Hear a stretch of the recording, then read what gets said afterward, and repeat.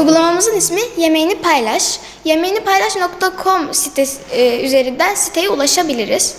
Yemeğini Paylaş üzerinden ihtiyaç sahiplerine, kapı komşumuza ve arkadaşlarımıza, yani kısacası herkese yemek dağıtabiliriz. Biliyoruz ki ülkemizde her yıl tonlarca ekmek çöpe gitmektedir.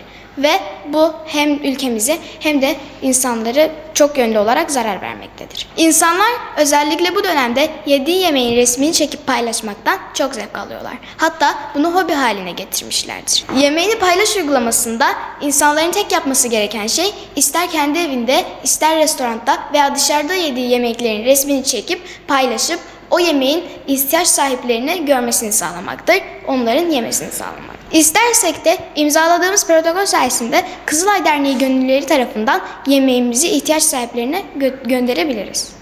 Yemeğini Paylaş uygulamamızda isterseniz Peygamber Efendimizin söylediği gibi sağ elin verdiğini sol el görmeyecek şekilde, yani gizlidir de yapabilirsiniz. Ben takım arkadaşımla birlikte Yemeğini Paylaş diye bir proje geliştirdim. İnternet sitemize www.yemeğinipaylaş.com'dan girebilirsiniz. Yemeğinizin fotoğrafını çekip hem sosyal medyada paylaşmış oluyorsunuz hem de ihtiyaç sahiplerine ulaştırmış oluyorsunuz. Restoranlarda, aşevlerinde, kamu ve özel kurumlarda her yıl tonlarca yiyecek yenilmeden israf ediliyor.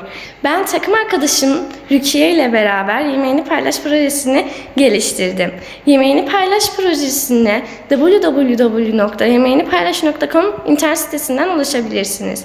Yemeğinizin fotoğrafını çekip hem internette paylaşmış oluyorsunuz hem de ihtiyaç sahiplerine ulaştırmış oluyorsunuz. Genellikle restoranlarda, aşevlerinde, kamu ve özel yemekhanelerde tonlarca yiyecek yenilmeden israf ediliyor. Biz de bunları göz önüne alarak Yemeğini Paylaş uygulamasını geliştirdik. Yemeğini Paylaş uygulamasında yemek yardımında bulunmanın çeşitli yolları vardır. Bunlardan biri, kişi isterse ihtiyaç sahibini evine çağırarak orada ihtiyaç sahibi yemeğine ulaşabilir. Bu projemizde sadece ihtiyaç sahibi insanlar değil, kapı komşumuz, arkadaşlarımız, yakınlarımız, kısacası herkes yararlanabilecek.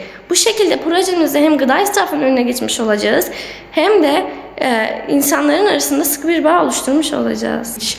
Yemeğini çek, fotoğrafını paylaş, olsun herkesin sofrasında aş.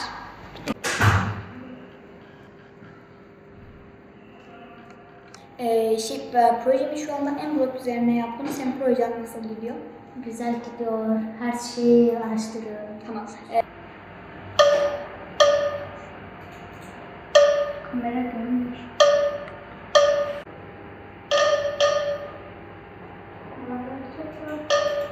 Bak ben bir flaj yaptım. Bunlar görme engelli bireyler için. Bak bu algılama sistemiyle ip önünden geçiyor, ses çıkarıyor ve projenin ismi engelsiz patlama. Songül Benki arkadaşım ile Teknofest'te 2 projemiz finale kaldı. Projelerimizin isimleri Engelsiz Patlama ve Engelsiz Oyun. Hayatta çoğu zaman her insan aynı şartlara sahip olamayabilir. Hastalıklar, salgınlar, ülkenin ekonomik özellikleri ve benzeri gibi durumlar yüzünden herkes birbirinden farklıdır. Bu farklılıklardan en çok kötü etkilenenler ise görme engelli bireylerimizdir. Bu görme engeli doğuştan veya bir kaza sonucu oluşmuş olabilir. Görme engelinin altındaki görme bozuklukları ise miyopluk, hipermetropluk ve astigmattır. Ne zaman ip atlama oyunu oynasam diğer görme engelli bireylerimizi nasıl oynayacağını düşünüyordum ve araştırdım. Araştırmamda bir yorum gözüme çarptı ve okumak istedim.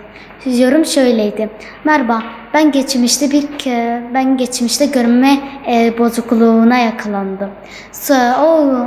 O süreçte benden çok güzel şey ip atlama oyununu oynayamam. Ve ben de bu yorumdan yola çıkarak engelsiz patlama projemi yaptım. Projem şu şekilde çalışır.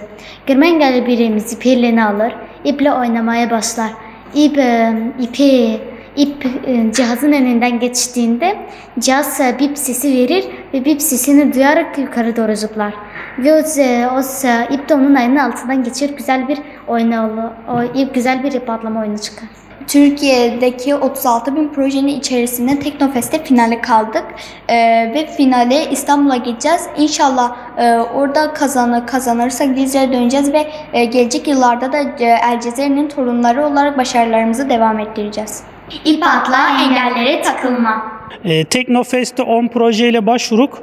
3 tane projemiz Genç Cezeriler takımı ve Cezeri'nin geçmişten geleceğe Cezeri takımlarımız Türkiye finallerine kaldılar.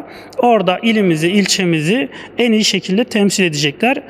Bu öğrencilerimiz gerçekleştirdiği projeleriyle orada biz de güzel başarılar elde edeceklerini umuyoruz.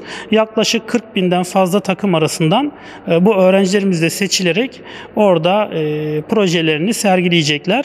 Onlarla birlikte İstanbul'a gideceğiz. Orada öğrenciler projelerini, hünerlerini sergilemiş olma fırsatı bulacaklar.